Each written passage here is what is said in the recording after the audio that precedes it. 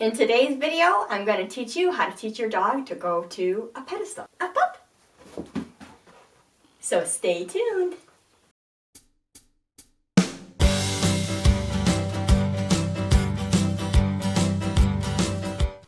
So teaching your dog to go up on a spot has a lot of benefits. One of them is self-control. So this is one of those behaviors that's really nice if you're trying to teach your dog self-control. Some trainers and some people will actually use pedestal training as a way to do a stay. You can use your pedestal training as ways to teach your dog stay or to go to a certain spot. The pedestal is very similar to the Paws table in agility. A lot of other dog sports also use a similar concept, meaning to get them into a spot and to stay and to wait. When you're teaching your dog how to get up on a pedestal, you want to make sure that it's secure and non-slip. So when Dexter goes to jump up on it, his feet aren't going to slide off of it.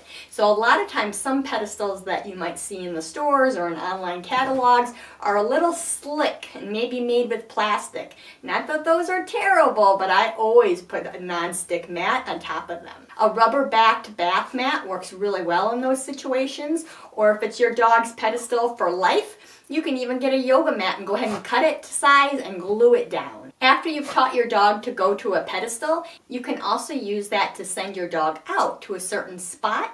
You can slowly end up transitioning from going on a pedestal to going to a smaller marker like a little disc or even a little sticker so that you can teach your dog to go to a certain spot. You can use it in trick training and all kinds of fun things. It's also a great canine fitness exercise because your dog is jumping up but not high, and then he can jump down, but again, not high, because remember, jumping down can be dangerous for our dogs. That you want to make sure that that height is just right so it's not real tall. Just like you don't want your dog to slip on the top of the pedestal, you also don't want him to slip on the bottom. So if you don't have carpet, then I definitely would utilize a yoga mat or a big area rug or something else that's going to prevent your dog from slipping. So let's get started.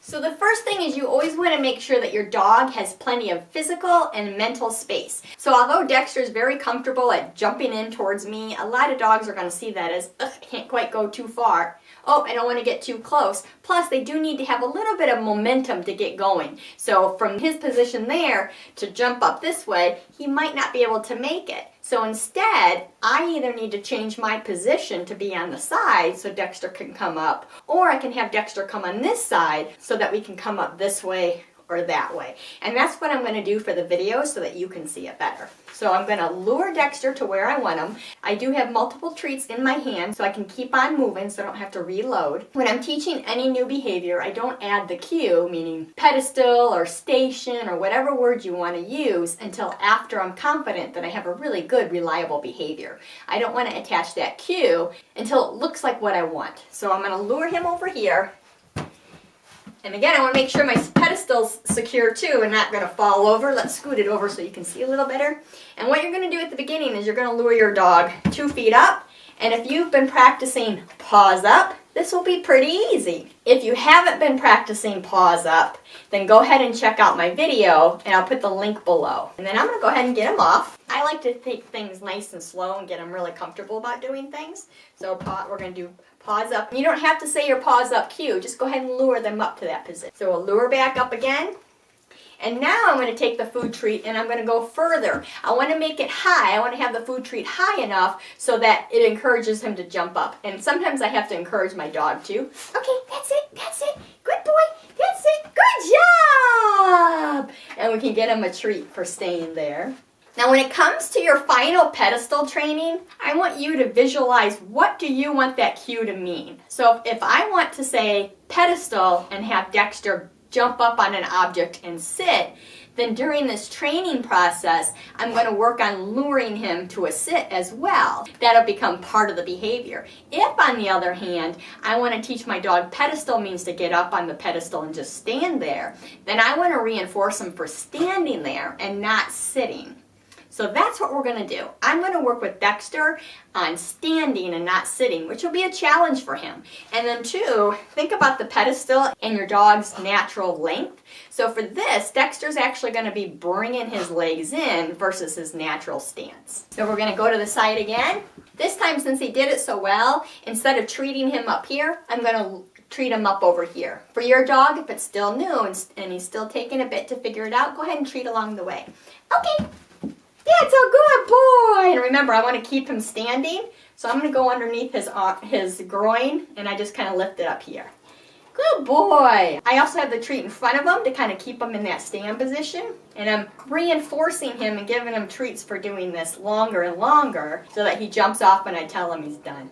Okay. Okay. Good job. When your dog's doing it pretty consistently, go ahead and change directions. Okay. Good boy. Again, I'm going to come up under here, lift him up, reinforce him for staying. Okay.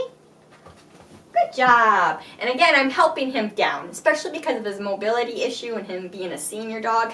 I don't want him to jump down too hard. So I'm going to go ahead and change directions again. I'm going to have him come from this front, but I am going to move back a little bit so he feels that he has enough room. Okay. Good boy. Again, encourage that stand up for him. Good job. Good job. And once that's going well, I've been down here with him to help him. I want to go ahead and stand up. I want to change that criteria. Okay. Good boy. And encourage that stand, especially with me standing up. He's going to be more prone to sit. Good boy. Good. Okay. Good job. Good boy, stay. My cue is up, up. That means 4 feet up on something. So I'm going to go ahead and introduce that. So I'm going to say the cue first and still do the gesture, because now I'm attaching the verbal cue to the gesture so that eventually I can fade the gesture. However, if you're teaching your dog to go to something specific and get up on it, you'll likely need to gesture a little bit if there's other things in the area so they know where they're supposed to go. Up, up.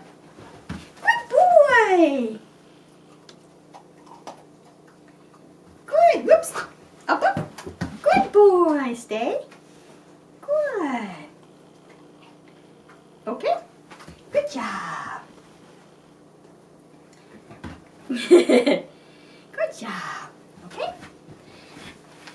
As he continues to progress, besides standing up, you're going to change how far away you are from that object so that eventually you can send him out. Let's give it a shot. So I'm going to come over here. Ready? Dexter, up, up. And he's kind of looking for food. Like, did Mom toss some treats? So I'm going to get a little closer. Dexter, Dexter, up, up. So again, he thinks I'm tossing treats, so I'm going to help him out. Good boy! By getting closer. Okay, off. Good job. So I'm going to get a little closer. Up, up.